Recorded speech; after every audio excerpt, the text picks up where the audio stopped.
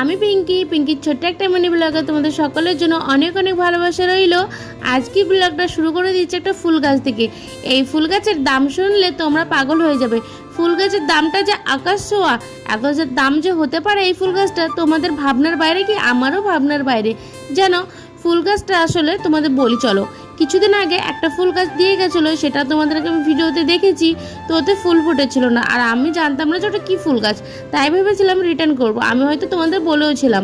তারপরে আবার কি এসেছিলো কাল, কি ধরে ফেলেছি। আমি বললাম তুমি কি গাছ দিয়ে গেছো যেটা আমি চিনি না জানি না, আমি সেসব গাছ তো নেবো না, তুমি আমাকে গাছটা রিটার্ন করো, মানে অন্য একটা গাছ দিয়ে যাও গাছের বদলে, না তুমি আমার টাকা দিয়ে যাও আর গাছটা নিয়ে যাও। ও বললো কি না ঠিক আছে তুমি একটা গাছ নিয়ে নাও। আর এই যে মোগরা ফুলের যে গাছটা আমি দেখালাম কিছুক্ষণ আগে, তার দাম কি বলেছিল জানো? 700 টাকা। ভাবা যায় 700 টাকা। আমি 1 বছর আগে একজনের থেকে নিয়েছিলাম, সে আমার কাছে 150 টাকা নিয়েছিল, আর ইনি 700 টাকা বলে দিয়েছে। আমি যা রেগে গেছিলাম, মানে এত কথা শুনিয়েছি না কি আর বলবো। ওই টাইমে আমি ভিডিও করতে ভুলে গেছি, ভিডিও করলে হয়তো তোমরা জানতে পারতে। তো যাই হোক, তারপরে ওই গাছের বদলে গাছটা দিয়ে গেছে শেষমেশ।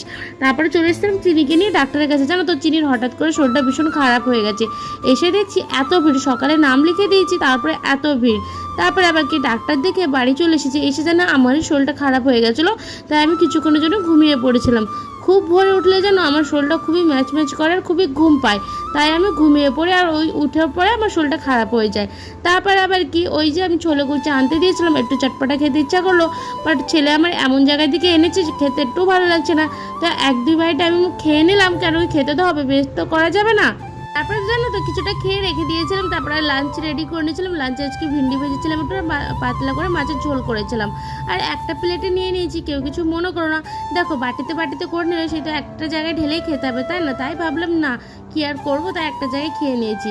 যাই হোক, তারপরে ব্লিঙ্কিট থেকে আমি লবণ অর্ডার করা ছিল জানো, তাই ভাবলাম লবণটা অর্ডার করবো, তো ডেলিভারি চার্জটা না একটু বেশি নিয়ে নিয়েছিল। তো ওই জন্য গোপালদের জন্য আমি খেজুর অর্ডার করে দিয়েছিলাম। আর তার সাথে ওই যে ক্রিমটা দেখলাম, ওটা একটু গিফট পেয়েছি 15 ml মতো। তো যাই হোক, তারপরে এই যে আমি এই লবণটা খাই, এই লবণটা খুবই ভালো। যারা তোমরা লবণটা খেতে চাও এটা নিতে পারো, খুব সুন্দর লবণ। এর থেকে আমরা কোনো ধুলো মাটি পাথর পাবে না।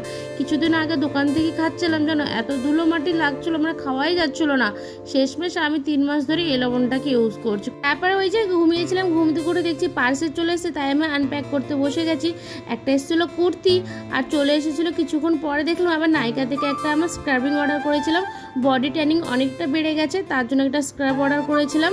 তো যাই হোক, আজকের ব্লগটা তোমাদের কেমন লাগলো অবশ্যই জানিয়ে যেও। আর যাওয়ার আগে লাইক কমেন্ট সাবস্ক্রাইব করে যেতে মোটেও ভুলো না। দেখা হবে তোমাদের সাথে অন্য একটা ব্লগে। ততক্ষণের জন্য সকলে ভালো থেকো, সুস্থ থেকো।